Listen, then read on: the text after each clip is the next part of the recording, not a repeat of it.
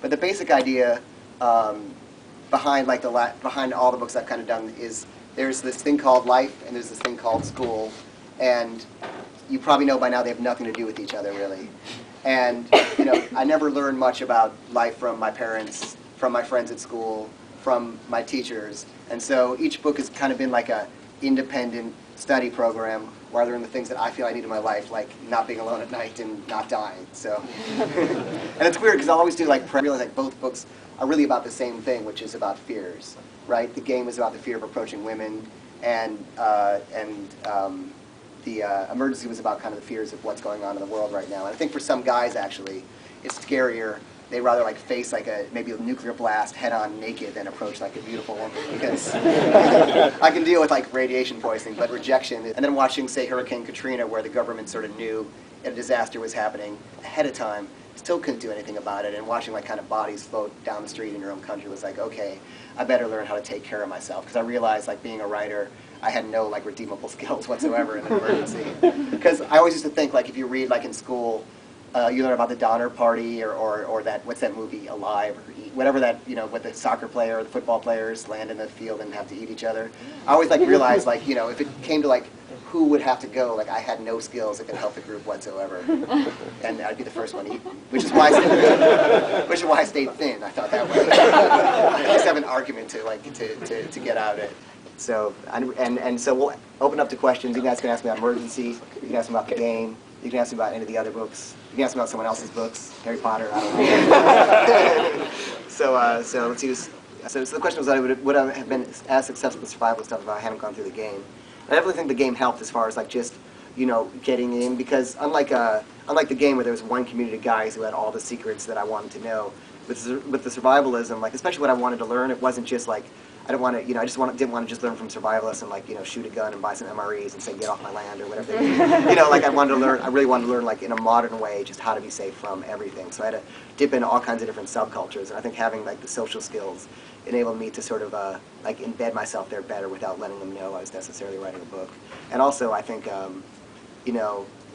lot of things was kind of the opposite too, because The Game gave me this sort of social confidence, but not necessarily always the kind of physical confidence I needed to know how to do these kind of physical activities right in The Game. So I think they kind of balance each other nicely, because they're both different man skills. One you run around a bar with a furry hat and a boa, and the other one you actually put on some camouflage pants and run around the forest.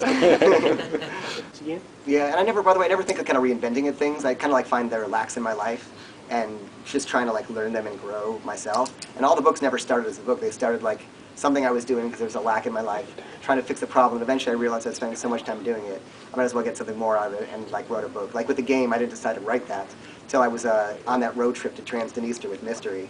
And same with Emergency, I didn't decide to write that till, you'll see when I met the billionaire guys in the book. So, I have 4 books under contract. I just started a publishing company, and we're putting out 4 books this year. So, I don't know. I think I should probably try to do less. I think it would be a good idea. I think maybe then my relationships would work. Okay.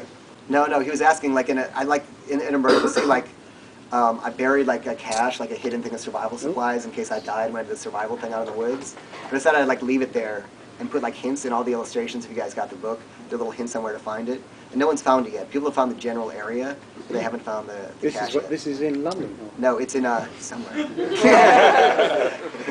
Probably not in London. I'll give you that hint. Yeah. My thoughts on should one have a pension? Yeah. Well, I kind of, my thought is you plan for contingencies. So I kind of think you spread out amongst everything.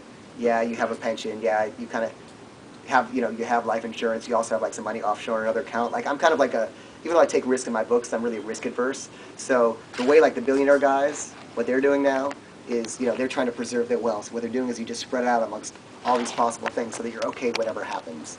And the other thing is I didn't want to worry about when I, people are saying their pension plans are going away and your stock portfolio is going away. I wanted to think well, it's not that freaking bad, man. How many countries even have these fucking things? You know what I mean? How many people really have these? So, we're built to survive. So even if the worst economically happens, the worst happens, it's A, we're built to survive. B, in depressions and hard times, it brings people closer together. You get to know your neighbors. It gives people a sense of community. If you guys reach the end of the book, rather at the end, I guess I won't tell you, but you'll see what happens in the end. And just FYI, I was voted yesterday. You'll see in the end, I kind of joined this group. I was voted as their training officer.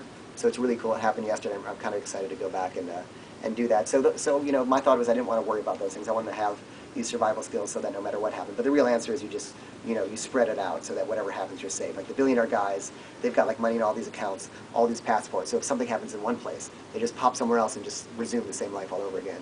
Most of us aren't billionaires, obviously. But you know, if you read The Richest Man in Babylon, which is a good book on kind of money, you know, it just tells you set aside a certain portion, you know, as a backup plan.